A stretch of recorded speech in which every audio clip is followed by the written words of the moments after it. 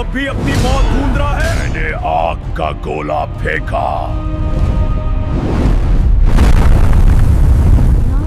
तेरा गुस्सा हमेशा तेरी अकाल पर भारी पड़ता है। विक्रम अब अकेला नहीं था।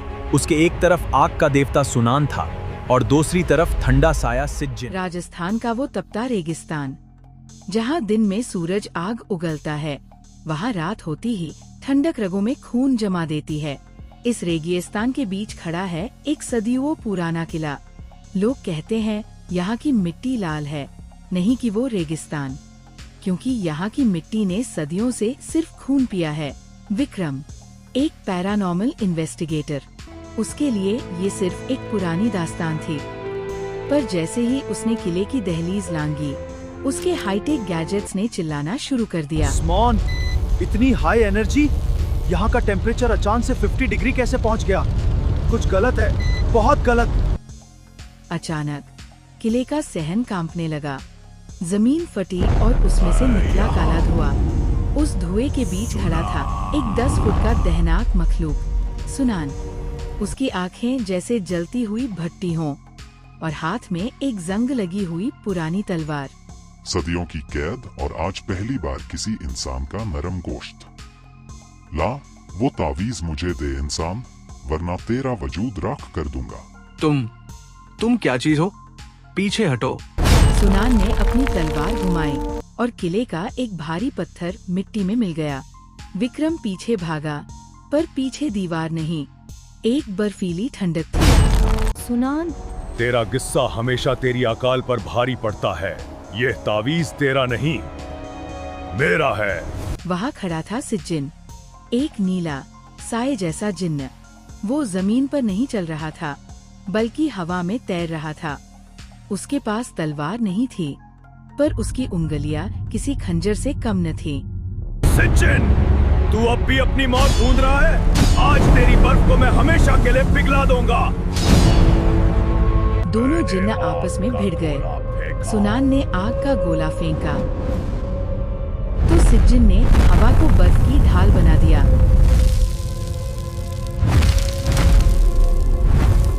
दोनों लड़ते लड़ते किले की छत पर पहुँचे। हर टक्कर से पूरा रेगिस्तान गूंज उठा। विक्रम उनके बीच एक तिनके की तरह फंसा हुआ था। अचानक विक्रम ने देखा कि दोनों जिन्नातों की नजर उसके बैग पर थी, जहां उसने पुराना सुलेमानी तावीज रखा था।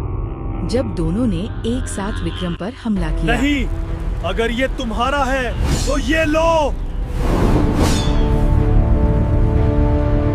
दोनों जिन्नातों की चीखें किले की दीवारों को छूने लगी। सुनान की आग ठंडी पड़ने लगी और सिज्जिन का साया धुंधला होने लगा। अगली सुबह जब सूरज निकला, विक्रम किले से बाहर आया। उसका चेहरा पीला पड़ चुका था और बाल रात भर में सफेद हो गए थे। उसे लगा वो जीत गया, पर जैसे ही वो रेगिस्तान पर चला, उसे अपने पीछे एक नहीं 3 परछाइयां दिखी। सुनान और सिज्जिन अब किले में नहीं, विक्रम के साए में कैद हो चुके थे, और ये तो सिर्फ शुरुआत थी।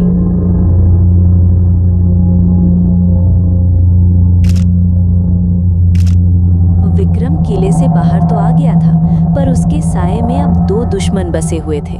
वो अपने शहर के घर पहुंचता है, पर वहां सुकून नहीं था। दीवारों से आग की गर्मी और बर्फ की ठंडक एक साथ निकल रही थी। बस बहुत हुआ। तुम दोनों मेरे साथ क्यों हो?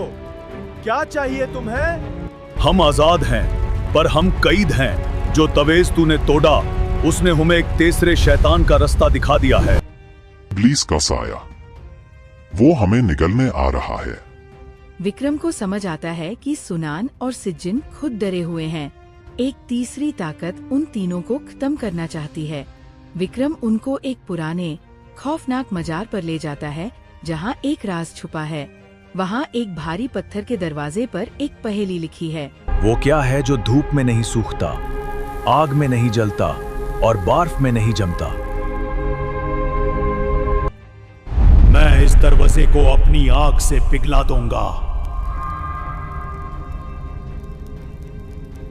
नहीं मूर्ख, ये जादू है। तेरी आग यहाँ राख हो जाएगी। रुको।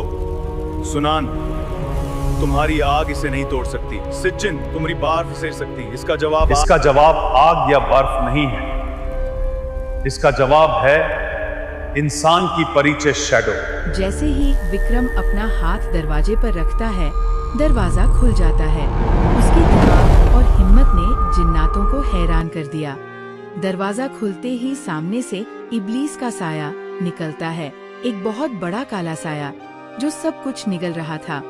सुनान, सिज्जिन, अगर जिंदा रहना है तो दुश्मनी छोड़ो। मेरे गैजेट्स की लाइट और तुम्हारी ताकत एक साथ काम करेगी। सुनान, आग, सिज्जिन, बाफ। सुनान ने अपनी तलवार से आग की दीवार बनाई। सिज्जिन ने बर्फ के पीछे खंजर चलाया। छोड़ दिए। विक्रम ने अपनी उच्च आवृत्ति ध्वनि तरंगे छोड़ दी।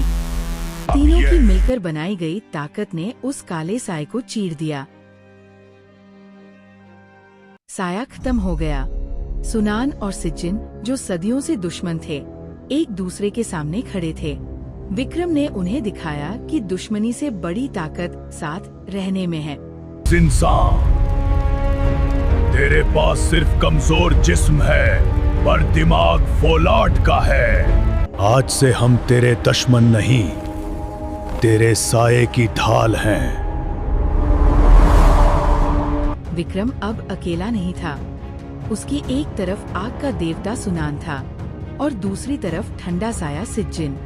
वो अब भूत प्रेतों से डरता नहीं था, बल्कि अब वो जिन्नातों का दोस्त बनकर हर बुराई का सामना करने को तैयार था।